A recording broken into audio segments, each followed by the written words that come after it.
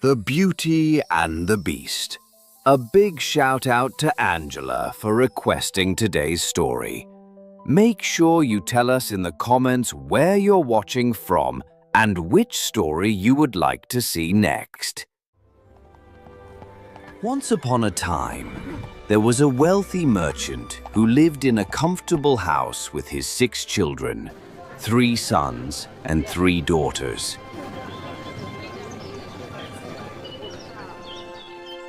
He was a sensible man who spared no expense on their education, hiring the finest teachers to guide each child well.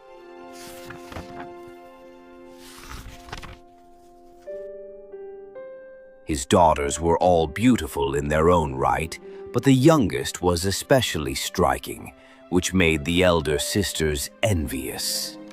From the day she was born, everyone admired her, calling her the Little Beauty. As she grew into a radiant young woman, the nickname stuck, and it was by this name that she became known. Naturally, this deepened her older sister's envy. Between them, the older 2 daughters were proud, even haughty. Accustomed to luxury and admiration, they refused to associate with ordinary townsfolk or the daughters of other merchants. They had decided that they would only entertain proposals from dukes or earls. Every day they went to parties, balls, theater outings, and concerts.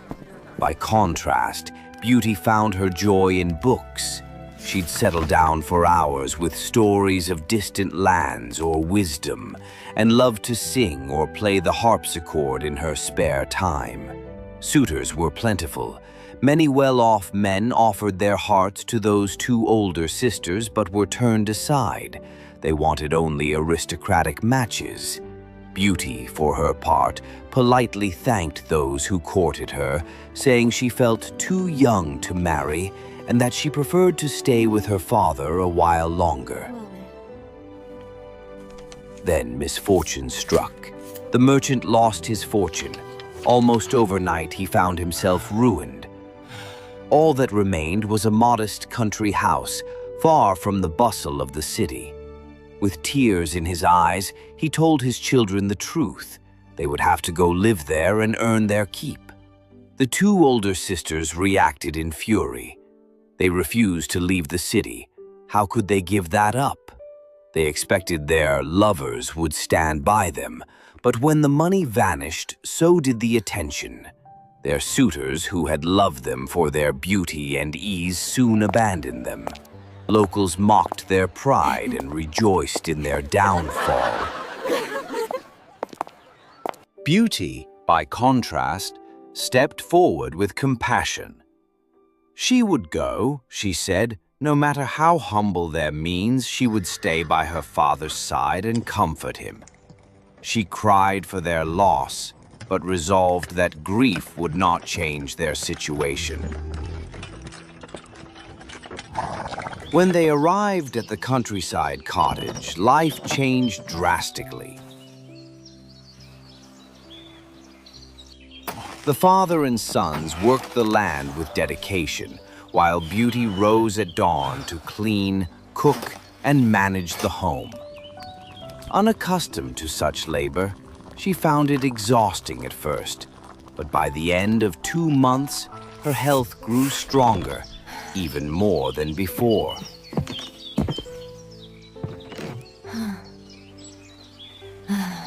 With chores done, she read books, practiced the harpsichord, sang or spun wool with gentle industry. Meanwhile, her 2 older sisters frittered away their days. Oh, I'm so bored. Look at her, scrubbing floors. How dull her life must be. Tears won't bring back our fortune. I must learn to be happy without it. Their father, however, valued Beauty more than ever. He saw that she not only possessed beauty, but kindness, humility, and extraordinary resilience. A year passed in this quiet life until one day the merchant received exciting news. A ship carrying his merchandise had finally landed safely. Hope returned. I demand a crimson silk gown. And I shall have ribbons and fine trinkets. Beauty asked for something simple, a single rose, since none grew in their little valley. She didn't long for luxuries. Her father smiled at her restraint and promised to bring it back.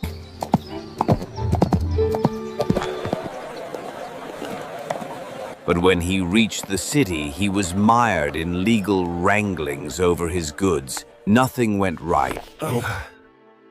I'm afraid this is final. There's nothing more I can do. He returned poorer than ever. Saddened but undeterred, he resumed the journey home. A storm descended. Rain turned to snow. The wind lashed, and twice it threw him from his horse. Darkness fell, and his mind turned to wolves howling nearby and the shadow of freezing hunger. Then, through a line of trees, he saw a light beckoning.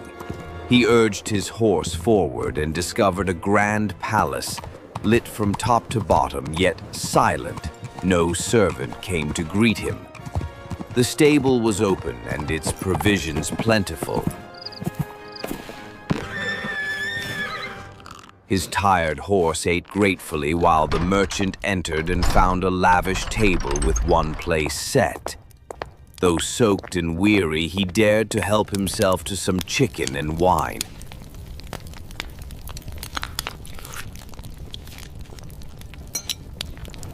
And discovered a cozy bed in an upstairs chamber.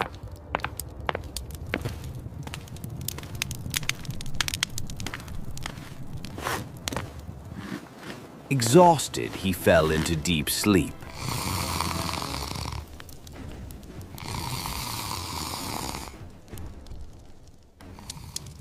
When he woke late the next morning, he discovered fresh clothes laid out for him. Through the window, he saw the garden full of flowers. Full of gratitude to his invisible benefactor, he sipped chocolate and thanked Madame Fairy in whispered words. But just before he left, he remembered Beauty's wish. He stepped into the garden and plucked a single rose. Ungrateful man! I gave you shelter, and you steal my rose? You shall die. Please, sir. It was for my daughter, who asked for nothing else. I cannot let you go, unless you go and bring back one of your daughters. She must come willingly and offer her life in your place.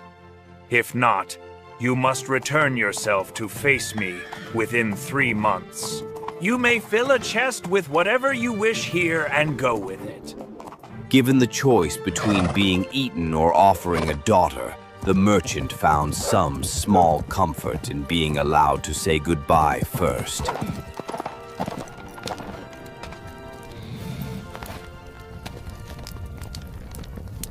When he arrived, he told his family everything, especially Beauty, handing her the rose. Now she'll be the death of him. Then I shall go in his place. Her brothers insisted on going to kill the beast, but he would hear none of it. He forgave Beauty's bravery and allowed her to proceed. He kept the fortune in the chest a secret, so the family would not demand to return to town. In the morning they left. The kindly beast welcomed them. Have you come of your own free will? Yes. The beast allowed her father to go home at dawn, but cautioned him never to return, and only with gratitude he agreed. Beauty, alone in the castle, wept. It was strange and frightening. She resolved to make the most of it. She began exploring the palace and found a door inscribed with her name. Inside was everything she could love. A grand bedroom, a library, a harpsichord, and a collection of books. On an open page, written in golden letters, were these lines. Welcome, Beauty. Banish fear. You are queen and mistress here. Speak your wishes, speak your will. Swift obedience meets them still. She whispered that all she wished was to know about her father. And at that moment, a magical mirror showed her home. Her father had returned home safely. The palace provided a rich dinner and enchanting, silent concerts every evening. At supper, the beast came to join her. Do you find me repulsive? Yes. He confessed he was ugly and lacking wit. Your heart is what truly matters, not how you appear. She found the beast kind and observant, and appreciated him for it. Every evening, the beast came, always at 9. His devotion warmed her. Yet every night he asked if she'd marry him, and every night she refused, kindly saying she valued him as a friend. Gradually, she realized she depended on his companionship, even loved it. I wish to see my father. You may, but promise to return in a week. Offering a ring. If she placed it on the bedside table before sleep, she would wake at home and return the same way. Father!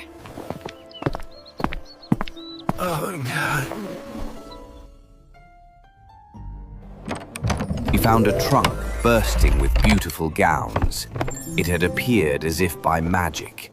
She dressed in the simplest gown. Her sisters arrived, their husbands by their side, and envied her splendor. The eldest's husband was handsome but vain. The second's husband made cynical jokes with cruelty. Beauty's sisters cried at her happiness and plotted to keep her longer. If she breaks her promise and stays longer, perhaps the beast will punish her. Let's wear her down with kindness. And when Beauty prepared to leave, their lamentation moved her to stay yet another week. Still, Beauty's heart was burdened. She loved the beast dearly and hated that he might suffer in her absence. On the 10th night, she dreamed of him dying, crippled by sorrow. She awoke, shattered. Why have I been so cruel? I cannot live without him. She placed the ring back on the table, went to sleep, and awoke in the beast's palace, overwhelmed with relief. That evening, she dressed in her finest gown to greet him. When the clock struck 9, he did not come. Panic rose, and she rushed through the castle, distraught.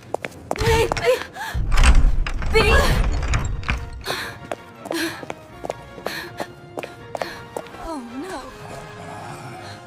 She came upon the canal in the garden, where she found him faint and bleeding. Seeing you again lets me die content. Please do not leave me. I cannot live without you. I wish to be your companion, your wife. Instantly, the palace erupted in radiance. Music, fireworks, shimmering lights drew Beauty's gaze. But she was transfixed by what stood before her. The beast, transformed. No longer monstrous, he stood as a handsome, noble prince. A bewitched fairy cursed me to appear as a beast, until a woman loved me for my heart and goodness, not my looks. You have broken the spell. Your kindness has broken the spell. At that moment, the Fairy of Beauty's dream entered with her father and the entire family, transported magically to the palace. The fairy blessed their union and announced that Beauty would be a great queen without losing her kindness. But to the two older sisters, whose envy and pride had no redemption, she pronounced a different fate, turned into statues outside their sister's palace to remain as such until they learned to admit their faults.